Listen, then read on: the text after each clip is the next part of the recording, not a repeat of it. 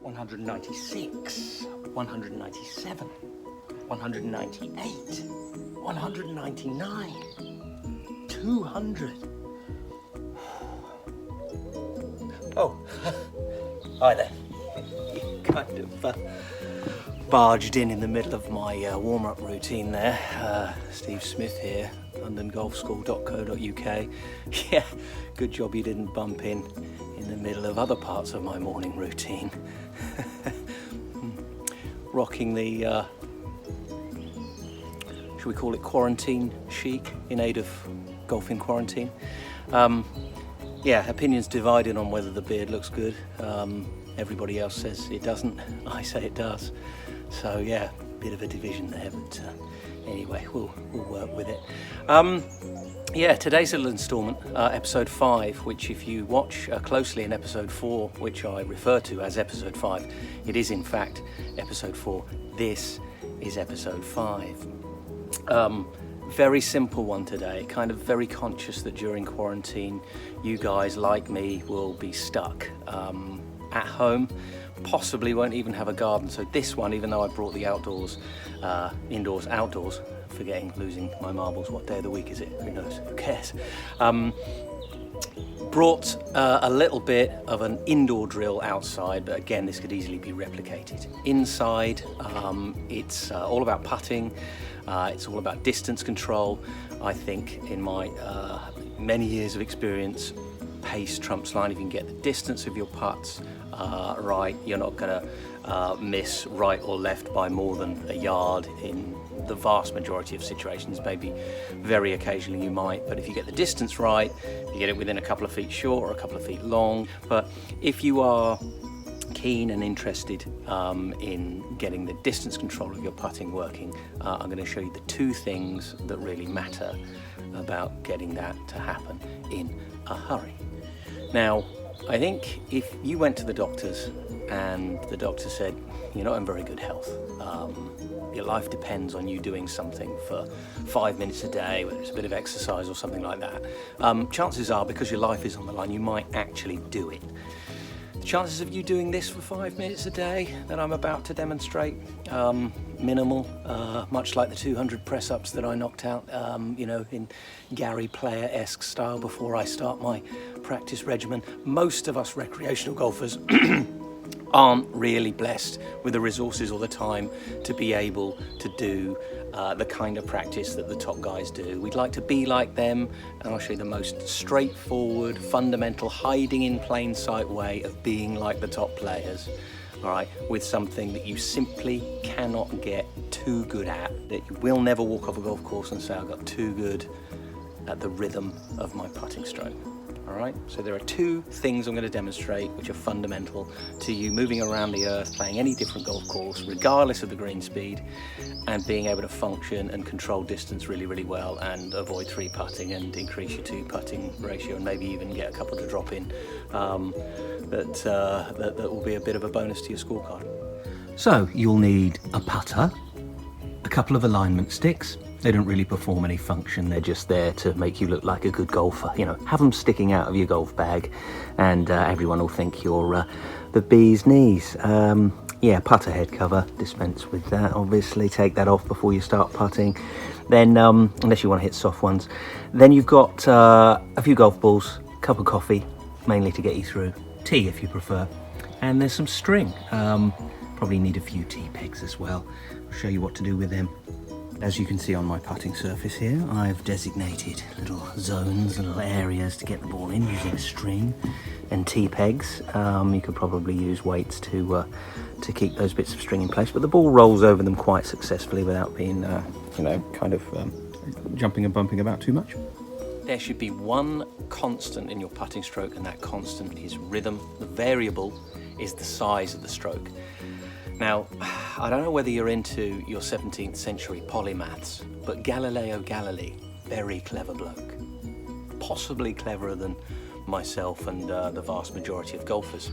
But he was the first to study the pendulum Notwithstanding, he was kept in house arrest for 10 years, last 10 years of his life, for heresy, because what he was saying about the humble pendulum, this backwards and forwards, the length of the fulcrum of a pendulum may vary, but the amount of time it takes to get from one end to the other is remarkably similar. He even suggested, before stopwatches in the 17th century, that the amount of time between one end of the fulcrum and the other would not vary on small swings, you know, something like this, back 2, 3, 1, 2, 3, back 2, 3, 1, 2, 3.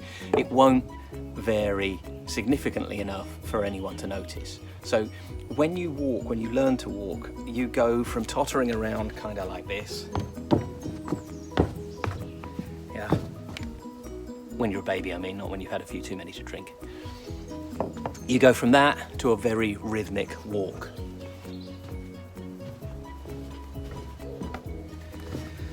Where your feet hit the ground at intervals, which could be construed as rhythmic. You can hear the beat of somebody's walk when they're walking up the pathway to the house. You know, 1, 2, 3, 4, 5. And that's not something we're conscious of. We don't give it a moment's thought throughout the day. You don't walk around thinking, okay, I've got to make sure I've got rhythm when I'm walking. But walking is easy.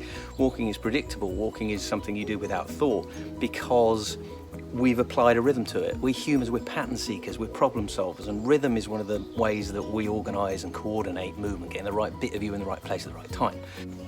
There is a very straightforward demonstration that I can give pertaining to how we know absolutely that it's the rhythm of your putting stroke that controls your ability to judge distance and judge the speed or the pace of your putts.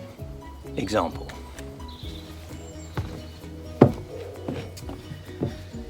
So I've got a golf ball down more or less opposite the middle, slightly forward in my stance. The idea would be that if I demonstrate taking my putter back to about the distance of my right foot here, or you can see that little green marker that I've put on the mat, hopefully, you'll be able to discern that.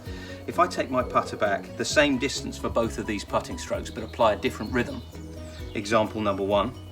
So I'm taking the putter back the same distance for both strokes. So I'm concerned mainly about the distance of my backswing, and I want to demonstrate how little or how much value that would deliver to you as a putter, ongoing, you know, in the long term. So first one, take the putter back. You can take it from me that that one has ended up in the flower bed at the other end of the garden. Exact same length of backswing this time.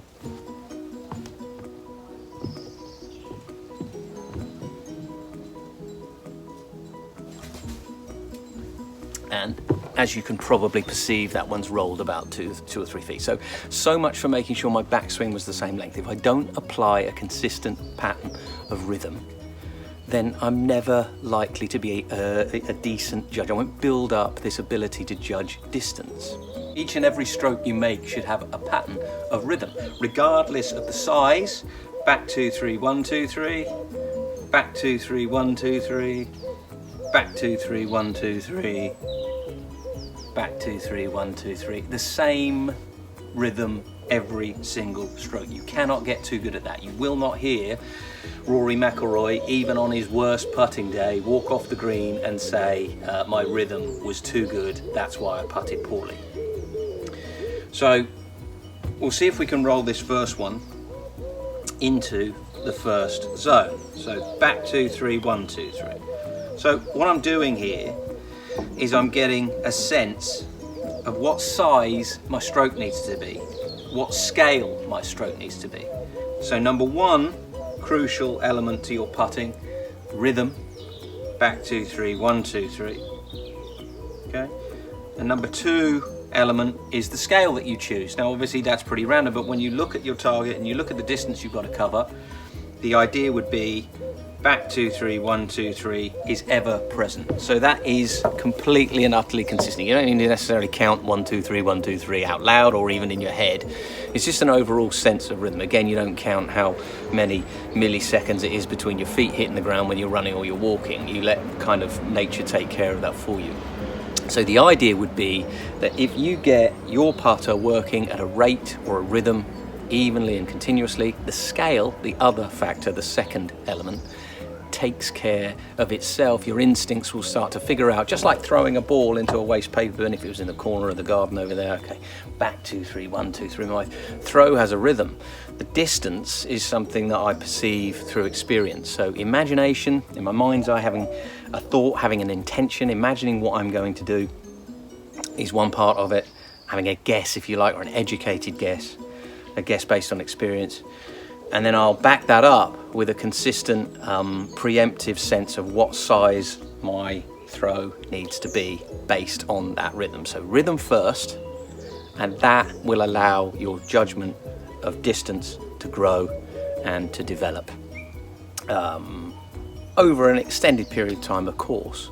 But that's the idea. Whatever green you rock up on, whatever part of the world, whether it's fast or whether it's slow, if you take the same rhythm to it, what you're going to find is you'll be able to judge distance with your putts universally. All right, you might have good days and bad days like anyone does, but the idea would be that you are able to judge distance very swiftly and very accurately wherever you go. So to add a bit of spice to this drill, a little bit of flavour. Golf is a game of first goes. It won't throw at you the question, okay, how good are you at an 8-foot putt on every single hole? You know, 8-footer after 8-footer, or 25-footer after 25-footer.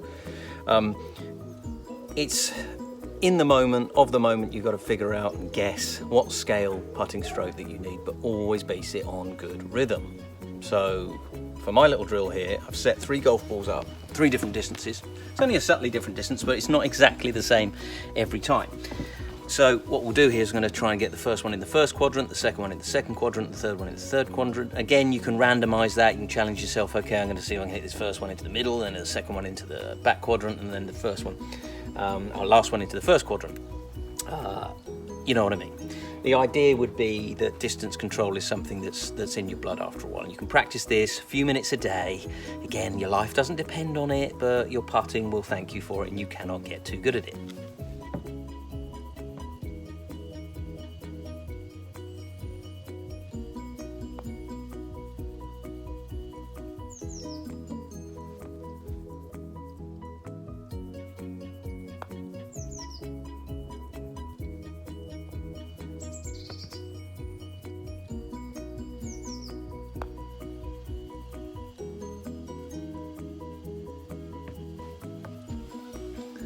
At last.